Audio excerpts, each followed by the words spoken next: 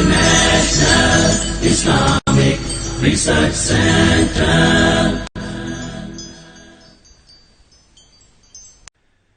دنیا کے اے مسافر منزل تیری قبر ہے، منزل تیری قبر ہے،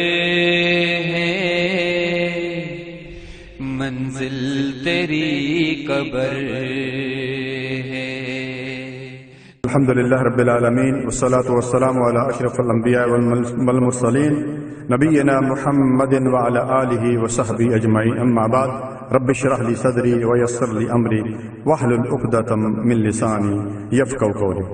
معزز سامعین و سامعات، آج کی اس نشست کا جو موضوع سخن ہے وہ ہے قبر کا ساتھی۔ آپ سوچ رہے ہوں گے بھلا قبر میں بھی کوئی ساتھی ہوگا؟ دنیا میں ہمارے ارد گرد ہمارے گھر والے، ماں باپ، بہن بھائی، دوست احباب رہتے ہیں۔ کبھی سوچا ہے کہ مرنے کے بعد یہی پیار کرنے والا خامن، والد، بھائی ہمیں قبر کے حوالے کر کے آ جائیں گے جہاں ہزاروں سال رہنا ہے؟ اور آدم علیہ السلام کو گئے ہوئے ایک اندازے کے مطابق 7000 سال ہو چکے ہیں۔ اور میرے بھائیوں، دنیا کی زندگی تو چند روزہ ہے، جس طرح اللہ تعالیٰ نے سورۃ توبہ میں فرمایا متاع الحیات الدنیا فی الآخرۃ الا قلیل۔ وہ قبر جہاں نہ سورج کی کرنیں ہوں گی، نہ چاند کی چاندنی ہوگی، نہ ستاروں کی لو ہوگی، نہ چراغوں کی روشنی ہوگی، نہ کسی جگنوں کی ٹمٹماہٹ ہوگی۔ قبر میں نہ ماں باپ نہ بیوی بچے ہوں گے۔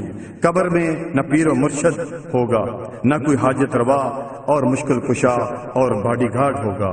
یہ قبر مٹی کا گھروندہ، مٹی کا فرش اور مٹی کا بستر ہوگا۔ گھٹن ہوگی، کیڑے مکوڑے ہوں گے، زہریلے سام اور بچھو ہوں گے، اندھے اور بہرے فرشتے گرز تھامے کھڑے ہوں گے، نہ جائے فرار اور نہ جائے قرار۔ رسول اللہ صلی اللہ علیہ وسلم نے فرمایا، ترمذی میں یہ حدیث موجود ہے، ما رأیت منظرا قط الا القبر، کہ میں نے قبر سے زیادہ گھبراہٹ والی کوئی چیز نہیں دیکھی۔ قبر بھائیوں ہر روز پکارتی ہے، میں تیرے تاریکی کا گھر ہوں، میں کیڑے مکوڑوں کا گھر ہوں، میں وحشت کا گھر ہوں، میرے پاس آنا تو روشنی لے کے آنا۔ اسی طرح حضرت برہ رضی اللہ تعالی عنہ فرماتے ہیں کہ كنا مع رسول اللہ صلی اللہ علیہ وسلم فی جنازہ فجلس على شفیر القبر فبكى حتى ثرى ثم قال یا اخوانی لمثل هذا فعدوه۔ یہ ابن ماجہ میں حدیث موجود ہے۔ صحابی فرماتے ہیں کہ ہم ایک دفعہ نبی صلی اللہ علیہ وسلم کے ساتھ ایک جنازے میں تھے، تو آپ صلی اللہ علیہ وسلم قبر کے کنارے بیٹھ کر اتنے روئے کہ مٹی تر ہوگی، اور بعد میں فرمایا کہ اے میرے بھائیو، اس جیسی یعنی قبر کے لیے تیاری کرو۔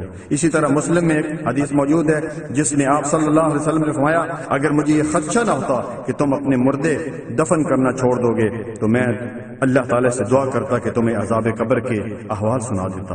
اسی طرح بھائیو، رسول اللہ صلی اللہ علیہ وسلم نماز کی آخری تشہد یعنی درود کے بعد ہمیں دعا سکھلائی۔ کیا دعا ہے؟ اللہم انی اعوذ بک من عذاب جہنم من عذاب القبر۔ اسی طرح میرے بھائیو اور بہنوں، قبر میں آنے والے فرشتوں کے دانت گائے کے سینگ کے برابر ہوں گے، بڑے بڑے، اور آواز بجلی کی طرح گرجدار ہوگی۔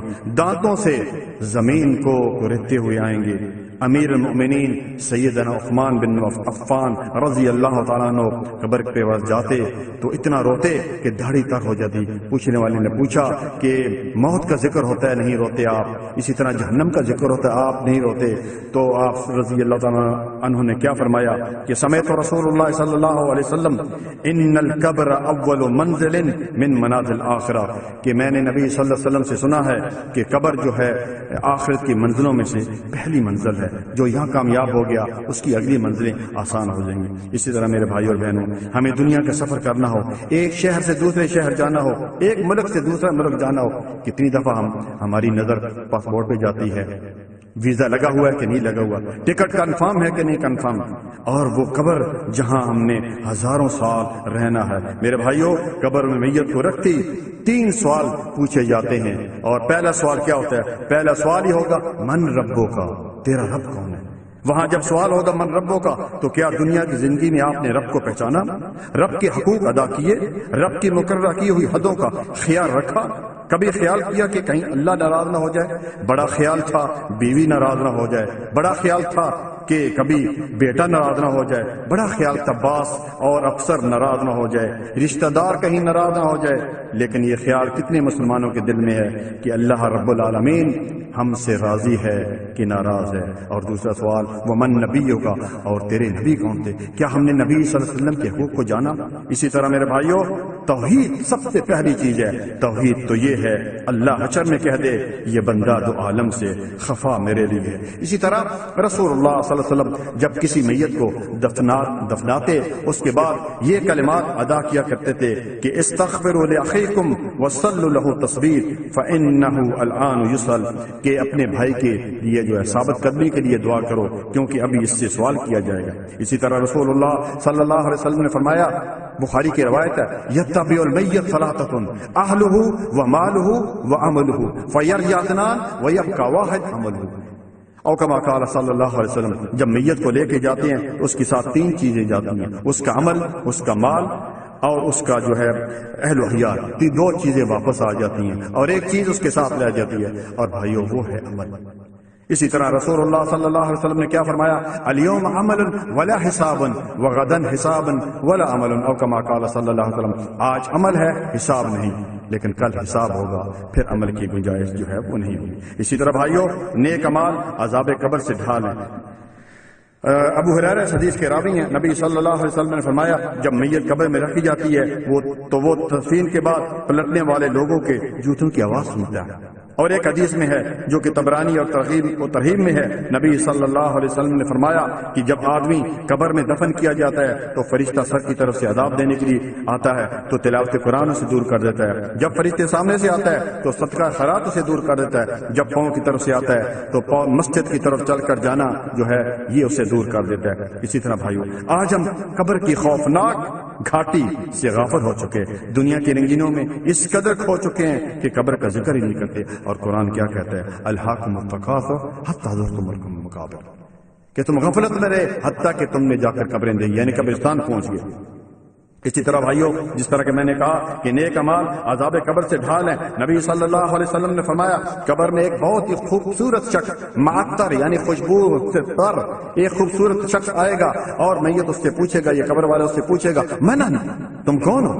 تو وہ کہے گا انا عمل الصالح، میں تیرا نیک عمل ہوں، میں تیرا نیک عمل ہوں، میں تیری توحید ہوں، میں تیرا صدقہ خیرات ہوں، میں تیری نماز ہوں، میں تیری نیکی کا حکم کرنا اور برائی سے روکنا ہوں، میں تیری صلح رحمی ہوں، میں تیرا تلاوت قرآن ہوں، قرآن پڑھنا ہوں، میں تیرا عمرہ کرنا ہوں، میں تیرا حج ہوں، میں تیرا ذکر اللہ ہوں، میں تیرا بر الوالدین، والدین کے ساتھ حسن سلوک ہوں، میں تیرا نفلی روزے رکھنا ہوں، میں تیرا نماز جنازہ پڑھنا ہوں، میں تیری لوگوں کی مدد کرنا ہوں، میں تیری زکوٰۃ ہوں، میں تیری بیمار کی عیادت کرنا ہوں، میں تیرے لوگوں کو سلام کرنا ہوں، میں تیرے نبی صلی اللہ علیہ وسلم پر درود بھیج رہا ہوں، میں تیرا استغفار ہوں، میں تیری توبہ ہوں، میں تیرے نبی صلی اللہ علیہ وسلم کی اطاعت کرنا ہوں، میں تیرا علم سیکھنا اور اس پر عمل کرنا اور آگے پھیلانا ہوں۔ یہ 20 جو ہیں ساتھی ہیں آپ کے قبر میں، ان کو یاد رکھیے بھائیو۔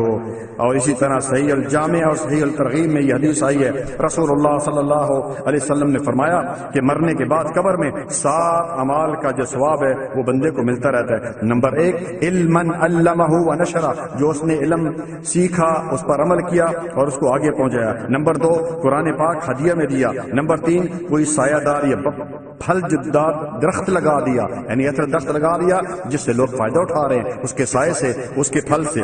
اسی طرح بھائی نمبر 4 کنواں کھدوا دیا۔ نمبر 5 نیک اولاد چھوڑی جو اس کے جانے کے بعد اس کے لیے دعا کرتی ہے۔ اسی طرح نمبر 6 مسجد بنوائی۔ اسی طرح نمبر 7 نہر جاری کروا دی۔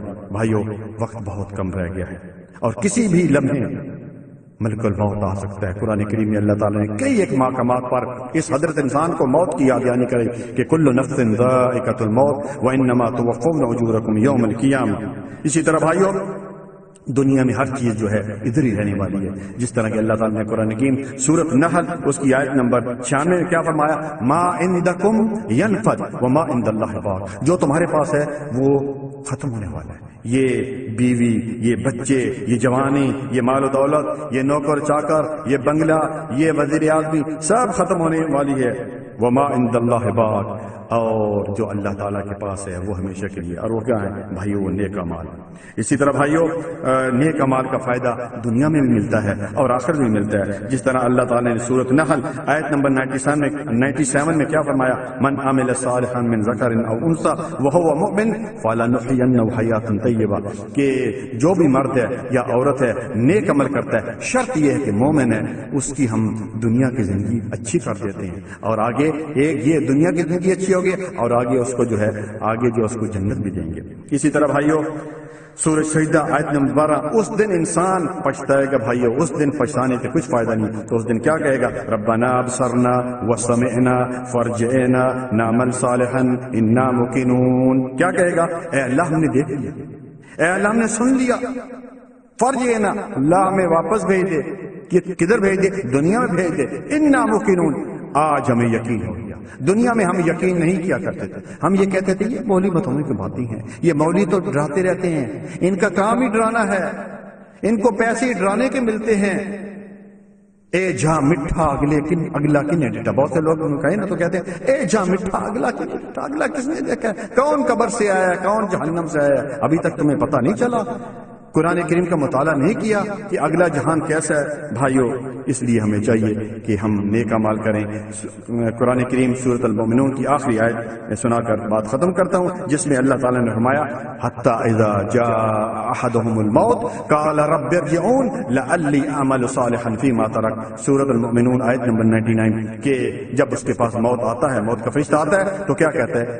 اللہ مجھے واپس بھیج دو، کس لیے؟ لعلی اعمل صالحا فیما ترک، کہ جو میرا عمل جو ہے وہ رہ گیا تھا اس کو میں کر کے آ جاؤں۔ تو بھائیو اصل چیز یہ جو میں نے آپ کو بتایا کہ قبر کے ساتھی یہ جتنے بھی ہیں یہ نیک اعمال ہیں، اور نیک اعمال جو ہے وہ دنیا میں ہی کرنے ہیں، موت سے پہلے پہلے اس زمین پر کرنے ہیں، تاکہ ہم جب قبر میں جائیں تو یہ ہمارے ساتھی بن جائیں جہاں اور کوئی بھی نہیں ہوگا۔ اللہ تعالیٰ سے دعا ہے کہ اللہ تعالیٰ ہمیں نیک عمل کرنے کی توفیق عطا فرمائے۔ وصلی اللہ علی نبینا محمد وعلی آلہ وصحبه اجمعین۔ سبحان ربک رب العزة عما یصفون والسلام علی المرسلین والحمد للہ رب العالمین، والسلام علیکم ورحمۃ اللہ وبرکاتہ۔